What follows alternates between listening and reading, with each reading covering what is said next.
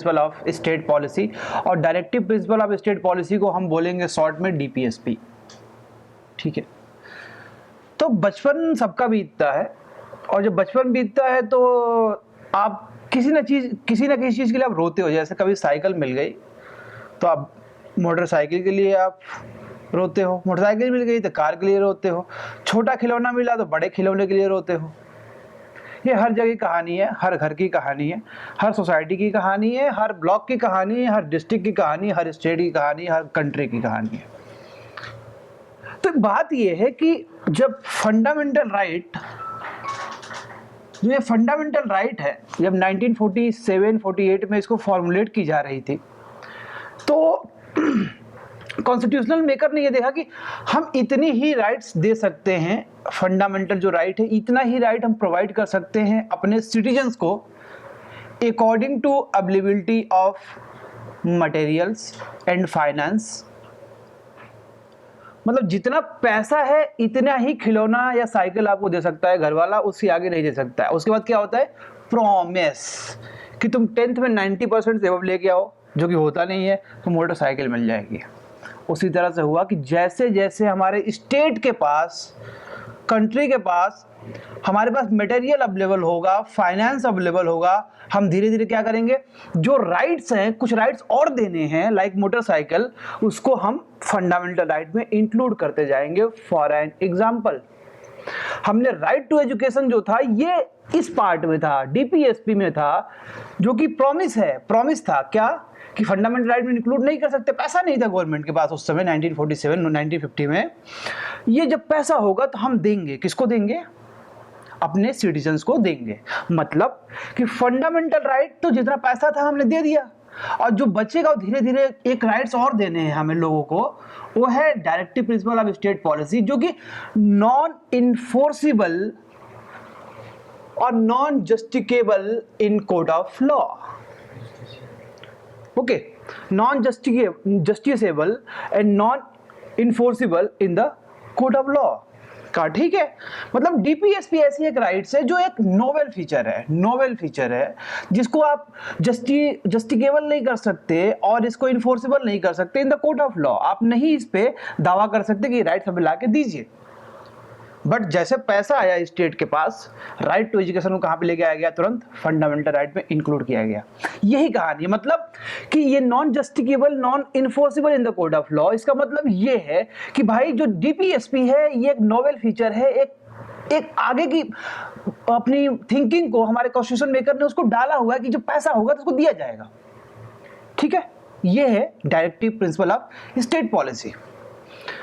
Positive obligation of state, positive obligation इसलिए है कि देखिए, आप पहले नाम देखिए इसका, डायरेक्टिव, किसी चीज को डायरेक्ट करना, प्रिंसिपल, कोई प्रिंसिपल होंगे ऑफ स्टेट पॉलिसी, मतलब कि एक डायरेक्शन है। ये डायरेक्शन है, किसके लिए डायरेक्शन है भाई, सिटीजन्स के लिए डायरेक्शन नहीं, स्टेट के लिए डायरेक्शन है, कंट्री के लिए डायरेक्शन है। जो फॉर्मुलेट करेंगे पॉलिसी उनके लिए डायरेक्शन है। स्टेट पॉलिसी को आप फॉर्मुलेट कीजिए तो किसके अकॉर्डिंग फॉर्मुलेट कीजिए, according to directive principle of state policy, ताकि हम लोगों को ये चीज दे सके। ठीक है, कहां से बोरोड है, इरिश कॉन्स्टिट्यूशन से बोरोड है, और ये जो इरिश कॉन्स्टिट्यूशन है इन्होंने खुद कॉपी किया, कहां से, स्पेनिश कॉन्स्टिट्यूशन से इन्होंने कॉपी किया हुआ है। ठीक है, देखिए अब अंबेडकर साहब ने बोला ना कि ये नोवेल फीचर है, ये नोवेल फीचर है ऑफ द कॉन्स्टिट्यूशन। अब बाबा जी जो modern Manu of Indian constitution is Baba Bhimrao Ambedkar ji. Directive principle with fundamental right contain the philosophy and soul of the constitution, philosophy and soul of the constitution. क्या, directive principle and fundamental right साथ में मिलकर ये soul of the constitution है हमारे। ठीक है, ग्रेविनाइल Austin ने ये बोला कि DPSP and fundamental right is the consensus of the constitution, consensus of the constitution. दो आप इस कोड को रखिए ताकि इन्हें कभी भी जब डीपीएसपी आता कोड कर सकते हैं यहाँ पे मीन्स के लिए। अब देखिए फीचर क्या है, यहाँ जरा इंपॉर्टेंट बात करेंगे, फीचर क्या है हमारे directive principle of state policy की। पहली बात यह है कि जब भी DPSP denotes ideal which state should keep in the mind while formulating the policy, directive principle of state policy मतलब एक डायरेक्शन है, एक प्रिंसिपल दिया गया है, कब, जब स्टेट की पॉलिसी फॉर्मुलेट की जाएगी। उसी के लिए प्रिंसिपल है। तो यहां देखिए DPSP denotes ideal which state should keep in mind while formulating the policy. मतलब जब आप पॉलिसी को फॉर्मुलेट करोगे डीपीएसपी आपके कहां पे होना चाहिए, दिमाग में होना चाहिए। मतलब ये है, मतलब वेलफेयर स्टेट का जो कॉन्सेप्ट आया है, पॉलिसी को कैसे फॉर्मुलेट करनी है, ये आपको फंडामेंटल राइट से नहीं देखना, ना प्रियम्बल से देखना है, ना कहीं और से। कहां से देखना है, directive principle of state policy. Women के लिए पॉलिसी, चाइल्ड के लिए पॉलिसी, डिप्रेस्ड क्लास के लिए पॉलिसी, जनरल के लिए पॉलिसी, आपको जो भी पॉलिसी बनानी है you have to take direction from the directive principle of state policy. ठीक है, मतलब ये रिकमेंडेशन है, ये इंस्ट्रक्शन है, ये रिकमेंडेशन है, ये इंस्ट्रक्शन है फ्रॉम द स्टेट। आपको क्या करती है स्टेट, इसको रिकमेंड करती है, आपको इंस्ट्रक्शन देती है कि आप इस तरह से पॉलिसी को फॉर्मुलेट करिए। यार तो कहीं ना कहीं इस चीज का न्यू तो पड़ी होगी ना, कहीं ना कहीं ये जो हमारा डीपीएसपी है कहीं ना कहीं तो शुरुआत इसकी हुई होगी। शुरुआत देखो जी क्या हुआ था, जब गवर्नमेंट ऑफ इंडिया एक्ट आया था उसमें एक प्रोविजन था जिसका नाम था इंस्ट्रूमेंट ऑफ इंस्ट्रक्शन। ये जो इंस्ट्रूमेंट ऑफ इंस्ट्रक्शन है ये प्रीलिम्स का सवाल था कि कहाँ पे था ये पहले कहाँ था, गवर्नमेंट ऑफ इंडिया एक्ट 1935 में था। उसके बाद इसी को ही हमने उठा कहाँ डाल दिया, directive principle of state policy में। ये प्रीलिम्स का मेरा क्वेश्चन था ये। मतलब directive principle resemble the instrument of instruction enumerates government of India act 1935। मतलब इंस्ट्रूमेंट ऑफ इंस्ट्रक्शन पहले ये गवर्नमेंट ऑफ इंडिया एक्ट 1935 में था, उसके बाद हमने कहा डाला इसको directive principle of state policy में। According to Ambedkar ji DPSP is like the IOI, मतलब इंस्ट्रूमेंट ऑफ इंस्ट्रक्शन, इसकी तरह होता है।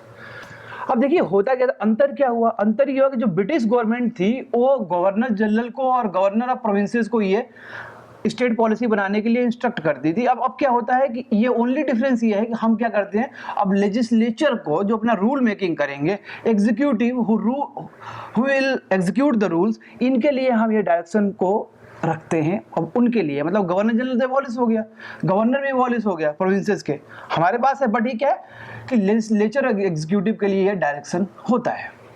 It is a welfare state not a police state.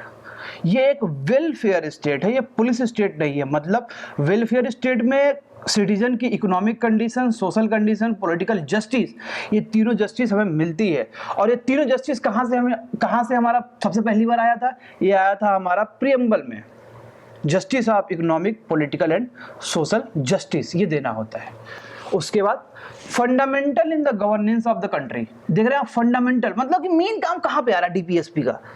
एक ही पॉइंट में यदि बोले तो ये काम ये है भाई, ये गवर्नेंस करने के लिए फंडामेंटल प्रिंसिपल है। किसके लिए, गवर्नमेंट के लिए, सरकार के लिए, मोदी जी के लिए, राहुल गांधी आ गया उनके लिए, अरविंद केजरीवाल आएंगे उनके लिए। क्या है भाई, फंडामेंटल प्रिंसिपल है कि इस पे आपको काम करना है। वो प्रिंसिपल हम धीरे धीरे आगे देखेंगे। Non justiciable in nature but balance between the fundamental right and DPSP. देखिए ये नॉन जस्टिसिएबल है, नॉन जस्टिसिएबल है, इसका मतलब ये है कि ये कोर्ट ऑफ लॉ में नॉन जस्टिसिएबल है, ठीक है, नहीं है कोई बात नहीं। लेकिन फंडामेंटल राइट तो जस्टिसिएबल है, इन्फोर्सिबल भी है। तो इन दोनों के बीच अभी इसके बाद एक लेक्चर करेंगे जिसपे कोर्ट के बहुत सारे डिसीजंस आए हुए हैं। फंडामेंटल राइट को प्रिवेल करेगा डीपीएसपी पे, कि डीपीएसपी पे प्रिवेल करेगा फंडामेंटल राइट पे, या दोनों के बीच कोई स्ट्राइक का बैलेंस, कोई बैलेंस है कि नहीं है, इसकी बात करें। बट अभी क्या है, ये बैलेंस है। मतलब डीपीएसपी के प्रिंसिपल को लगाने के लिए फंडामेंटल राइट में अमेंडमेंट भी कर देते हैं। ये दोनों एक ही तराजू पे हैं, ये फंडामेंटल राइट डीपीएसपी ऐसे चलता है साथ साथ में। मतलब डीपीएसपी को जब फंडामेंटल राइट को इंटरप्रेट करेंगे in the light of DPSP, directive principle of state policy, इतना इंपॉर्टेंट है अपना डीपीएसपी। ठीक है, देखिए जो मैंने साइकिल, मोटर, कार की बात करी, required material resources to implement DPSP, clear, required material resources to implement DPSP. Ruling party is answerable to the people in India.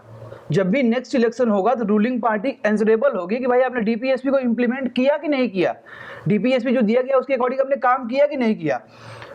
Okay, यदि ये फेल हो गए इंप्लीमेंट करने में डीपीएसपी को, तो ये बोल सकते हो it is not, although it is not enforceable in the court of law, although it is not enforceable in the court of law, but it is enforceable in the court of public. It is not enforceable in the code of law but it is enforceable in the code of public. अब देखते हैं कि fundamental right और DPSP में जो बहस हुई है, सुप्रीम कोर्ट में केसेस गए हैं, कौन प्रिवेल करता है, क्या क्या केसेस आए, उसकी बात करेंगे। थैंक्स फॉर वॉचिंग दोस्तों, हैव अ नाइस डे।